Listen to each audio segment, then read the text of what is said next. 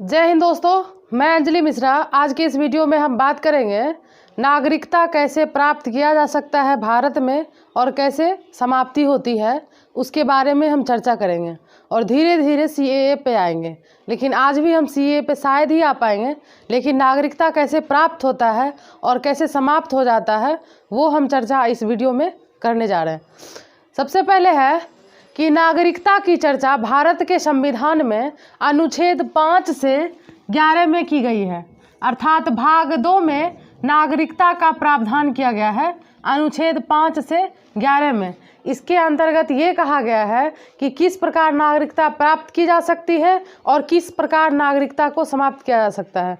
तो अनुच्छेद 5 से लेकर 9 तक नागरिकता प्राप्त करने के तरीके हैं या फिर नागरिक के बारे में है कि कौन कैसे नागरिक बन सकता है, और 10 और 11 में नागरिकता समाप्ति के तरीके हैं, कैसे किस प्रकार से नागरिकता समाप्त किया जा सकता है किसी भी भारत के नागरिक का। इसके बारे में हम विस्तार से पढ़ेंगे। अनुच्छेद 5 में क्या लिखा है? अनुच्छेद 5 यह कहता है, अनुच्छेद 5 के अनुसार कि कोई भी नागरिक भारत का नागरिक तभी हो सकता है जब वह 3 शर्त को पूरा करे। इसमें से 3 शर्त क्या है? पहला कि वह भारत में जन्म लिया हो, दूसरा है उसके माता पिता भारत में जन्म लिए हो, और तीसरा है संविधान लागू होने से 5 वर्ष पूर्व वह भारत का नागरिक 5 वर्ष पूर्व यदि वह भारत में रह रहा है तभी वह भारत का नागरिक हो सकता है। यह अनुच्छेद 5 के अनुसार बताया गया है। तो अनुच्छेद 5 में ये कहा गया है कि कोई भी नागरिक कोई भी व्यक्ति भारत का नागरिक कब हो सकता है? जब वह भारत में स्वयं जन्म लिया हो या उसके माता पिता जन्म लिए हो, और तीसरा है कि संविधान लागू होने के 5 वर्ष पहले वह भारत में रह रहा हो, तभी उसको भारत की नागरिकता प्राप्त हो सकती है। यह अनुच्छेद 5 कहता है। उसके बाद अनुच्छेद 6 में वर्णन है कि कोई भी नागरिक जो पाकिस्तान से भारत आया हो, कब आया हो? तो 19 जुलाई 1948 को जब भारत और पाकिस्तान अलग हुआ था तो आदमी को समय दिया गया था कि आप 19 जुलाई 1948 तक भारत से पाकिस्तान जाइए और पाकिस्तान के आदमी भारत आइए और देख लीजिए, रह के देख लीजिए, जिनको इंटरेस्ट लगे कि हाँ हमको ये क्लाइमेट अच्छा लग रहा है, भारत का क्लाइमेट अच्छा लग रहा है या फिर पाकिस्तान का क्लाइमेट अच्छा लग रहा है, तो आप वहाँ चले जाइए। और फिर अगर पाकिस्तान में रह के देखिए, अगर वहाँ आपको क्लाइमेट नहीं ठीक लग रहा है तो आप फिर वापस लौट सकते हैं। लेकिन कब तक? 19 जुलाई 1948 तक आप लौट सकते हैं। ये डेट दिया गया था कि इसी के अंतर्गत आप सोच समझ लीजिए आपको कहाँ रहना है। तो पंजाब से कुछ आदमी बांग्लादेश, ये जो अभी बांग्लादेश है, ये असम है, अरुणाचल प्रदेश है, वो कुछ आदमी पाकिस्तान गए, क्योंकि बांग्लादेश उस समय पूर्वी पाकिस्तान था। तो वहाँ के आदमी कुछ आए, बांग्लादेश के आदमी कुछ, पूर्वी पाकिस्तान के आदमी कुछ असम आए, पश्चिम बंगाल आए। उसी प्रकार पंजाब के कुछ आदमी वो पाकिस्तान चले गए, वहाँ पे रहे। फिर वहाँ उनको क्लाइमेट अच्छा नहीं लगा, उनको कोई साथी संबंधी छूट गया तो वो फिर वापस लौट आए। और कुछ आदमी ऐसे थे जिनका साथी संबंधी पाकिस्तान में रहता था तो वो उनके लिए वहाँ चले गए। यही सब प्रावधान हुआ था और टाइम दिया गया था कि आप 19 जुलाई 1948 तक स्थानांतरित हो सकते हैं, यानी भारत से पाकिस्तान जाके देख लीजिए और फिर मन हो तो पाकिस्तान से फिर वापस भारत लौट सकते हैं, लेकिन इसी टाइम पीरियड के अंतर्गत। तो ये 19 जुलाई 1948 तक जो लौट आए हैं उनको एक पंजीकरण के लिए एप्लीकेशन देना होगा, आवेदन पत्र देना होगा, प्रार्थना पत्र देना होगा, और उसी प्रार्थना पत्र के माध्यम से आपको 6 महीने, उसके बाद प्रार्थना पत्र देने के 6 महीने बाद तक भारत में रहना पड़ेगा, तब आप भारत के नागरिक हो सकते हैं। ये अनुच्छेद 6 में कहा गया है कि पाकिस्तान से लौटा हुआ कोई व्यक्ति भारत का नागरिक तब होगा जब वह 19 जुलाई 1948 से पहले या 19 जुलाई 1948 तक भारत आ चुका हो स्थानांतरित होके, और भारत में पंजीकरण आवेदन देने से 6 महीने तक भारत में रह रहा हो, तो वह भारत का नागरिक हो सकता है। यह अनुच्छेद 6 में कहा गया था। उसके बाद अनुच्छेद 7 में क्या था कि कुछ आदमी ऐसे थे जो 19 जुलाई 1948 तक विचार नहीं कर पाए। 19 जुलाई 1948 के बाद उनको लगा कि नहीं, मुझे भारत लौटना चाहिए, अर्थात पाकिस्तान से लौटा हुआ वह व्यक्ति भारत का नागरिक हो सकता है। यह अनुच्छेद 7 में कहा गया कि जो 19 जुलाई 1948 तक नहीं आ पाया उसको भी नागरिकता प्राप्त हो सकता है, यदि वह फिर पंजीकरण आवेदन दे दे, प्रार्थना पत्र दे दे और वह भारत में 6 महीने के लिए रहे तो उसको भी भारत की नागरिकता प्राप्त हो सकती है। यह अनुच्छेद 7 में कहा गया था। अनुच्छेद 8 में कहा गया था कि वह व्यक्ति भारत का नागरिक हो सकता है लेकिन वह विदेश में रह रहा हो और उसको भारत की नागरिकता चाहिए, यानी वो भारत का नागरिक कहलाएगा लेकिन विदेश में रहेगा। वो व्यक्ति तभी हो सकता है जब उसके दादा दादी या नाना नानी या माता पिता में से कोई एक का जन्म भारत में हुआ हो, तो उसे कूटनीतिक माध्यम से या फिर किसी प्रतिनिधि के माध्यम से, पैरवी के माध्यम से उसको भारत की नागरिकता प्राप्त हो सकती है। वह विदेश में भी रहकर भारत का नागरिक कहला सकता है। ये अनुच्छेद 8 में कहा गया है कि अनुच्छेद 8 में है कि कोई भी आदमी भारत का नागरिक हो सकता है यदि उसके दादा दादी, नाना नानी या माता पिता में से कोई एक का जन्म भारत में हुआ हो और वह भारत का नागरिक, वह उसे भारत की नागरिकता मिल सकती है कूटनीतिक माध्यम से, किसी प्रतिनिधि के माध्यम से या अन्य माध्यम से उसे भारत की नागरिकता प्राप्त हो सकती है। यह अनुच्छेद 8 में कहा गया है, अनुच्छेद 8 में है। उसके बाद अनुच्छेद 9 में आते हैं। कभी कभी चर्चा होती है कि जैसे कुछ आदमी को, अमेरिकी आदमी को अमेरिका की भी नागरिकता प्राप्त होती है और भारत की भी नागरिकता प्राप्त होती है। ऐसे ये प्रावधान नहीं है, भारत सरकार ये प्रावधान नहीं कर रखी है किसी भी देश के साथ कि भारत का नागरिक होते हुए भी वह दूसरे देश का नागरिक नहीं बन सकता है। एकल नागरिकता का प्रावधान है। भारत वो दूसरे देश के साथ साथ दूसरे देश की नागरिकता नहीं देता है, अभी तक ये प्रावधान नहीं किया गया है। और अन्य देश जैसे अमेरिका में या फिर जापान, कोई और देश है, वो ये प्रावधान किए हुए हैं कि आप अमेरिका की भी नागरिकता ले सकते हैं और वो समझौता हो रखा होता है, और किसी अन्य देश की नागरिकता भी आप ले सकते हैं। लेकिन भारत यह प्रावधान नहीं किया है। तो अनुच्छेद 9 में कहा गया है कि वह नागरिक भारत का नागरिक नहीं होगा यदि वह दूसरे देश की नागरिकता ग्रहण कर ली हो।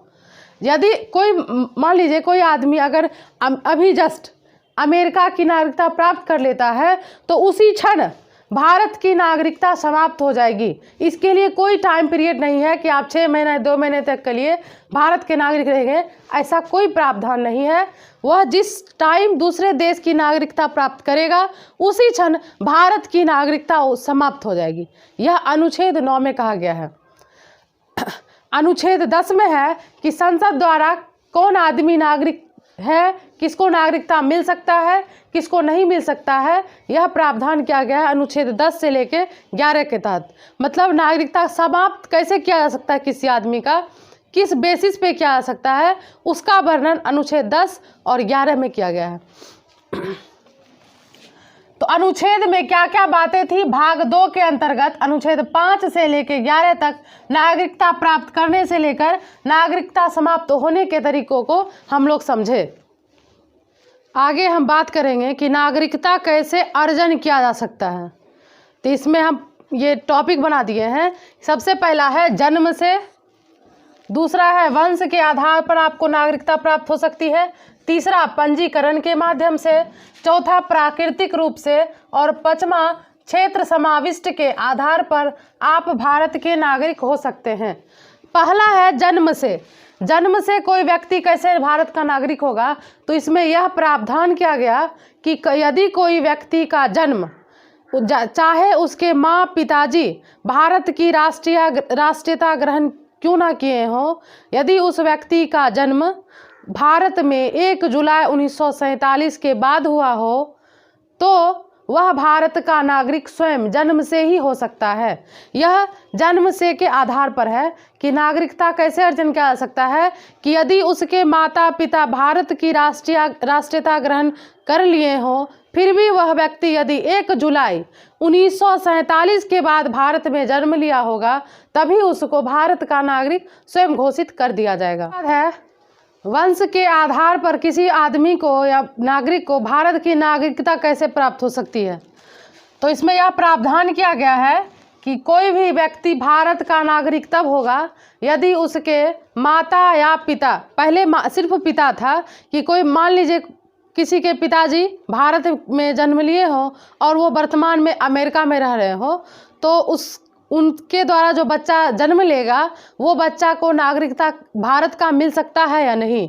तो पहले यह प्रावधान किया गया था कि सिर्फ यदि पिता ही हो, 1992 से पहले तक, कि सिर्फ यदि पिता ही भारत का नागरिक होगा तभी वह बच्चा भारत का नागरिक हो सकता है, अन्यथा नहीं। यदि उसकी माता सिर्फ भारत का नागरिक होगी तो उसे भारत की नागरिकता नहीं प्राप्त हो सकती है। यह 1992 से पहले था, लेकिन अब यह प्रावधान किया गया है कि कोई भी आदमी नागरिक बन सकता है यदि उसके जन्म के समय माता या पिता में से कोई एक या दोनों भारत के नागरिक रहे हो, तो उसे भारत की नागरिकता प्राप्त हो सकती है। यह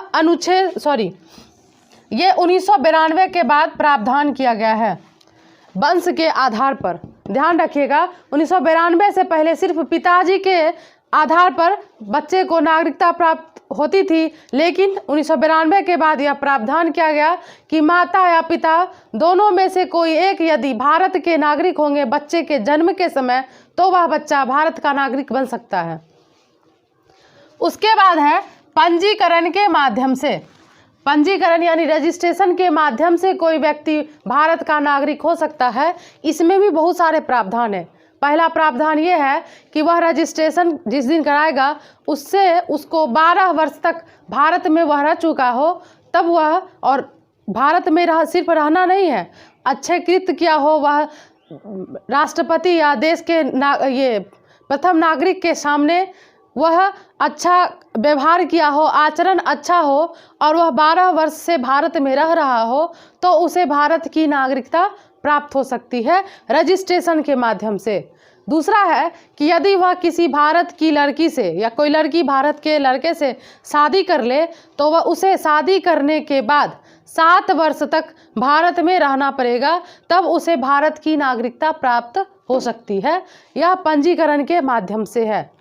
या फिर कोई आदमी वयस्क हो गया है, मान लीजिए जिसके माता पिता रजिस्ट्रेशन के माध्यम से ही भारत के नागरिक हैं, और उसे भारत की नागरिकता यदि लेनी हो और वह वयस्क हो चुका हो पूरी तरीके से, यानी 18 वर्ष का हो चुका हो, तो उसे भारत की नागरिकता प्राप्त हो सकती है। लेकिन उसमें शर्त है कि वह 12 महीने या 1 वर्ष के लिए लगातार भारत में रह रहा हो, तब उसे भारत की नागरिकता मिल सकती है। यहाँ ध्यान दीजिएगा कि भारत की नागरिकता तब मिलेगी जब उसके माता या पिता में से कोई एक भारत के नागरिक के लिए पंजीकृत हो, यानी वो पंजीकरण के माध्यम से ही भारत के नागरिक बने हैं। तो उनका जो बच्चा होगा वो जब वयस्क हो जाएगा तो उसे भी रजिस्ट्रेशन के माध्यम से नागरिकता प्राप्त हो सकती है, लेकिन वह 12 महीने या 1 वर्ष के लिए लगातार भारत में रह रहा हो, तब उसे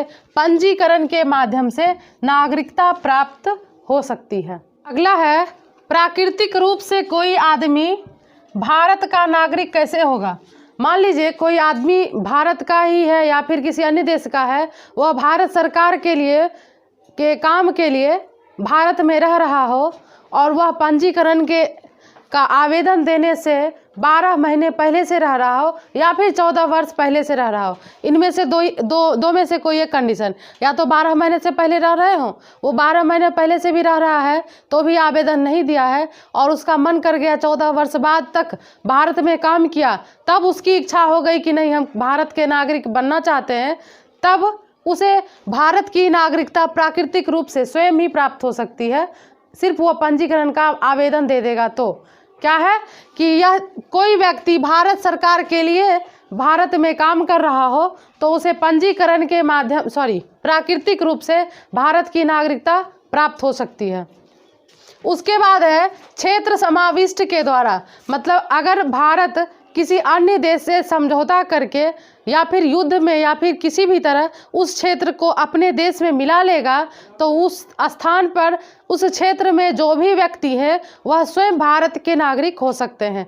जैसे पांडिचेरी 1962 में भारत में मिला, तो 1962 में पांडिचेरी में जो भी व्यक्ति रह रहे थे वह स्वयं भारत के नागरिक हो गए थे। या फिर इधर 100वां संविधान संशोधन हुआ था बांग्लादेश और भारत के बीच, जो बांग्लादेश के कुछ हिस्से को भारत में मिला लिया गया था, तो वो जो हिस्सा मिला लिया गया था उसमें जो व्यक्ति निवास कर रहे होंगे वो स्वयं भारत के नागरिक हो सकते हैं, घोषित किए जा सकते हैं।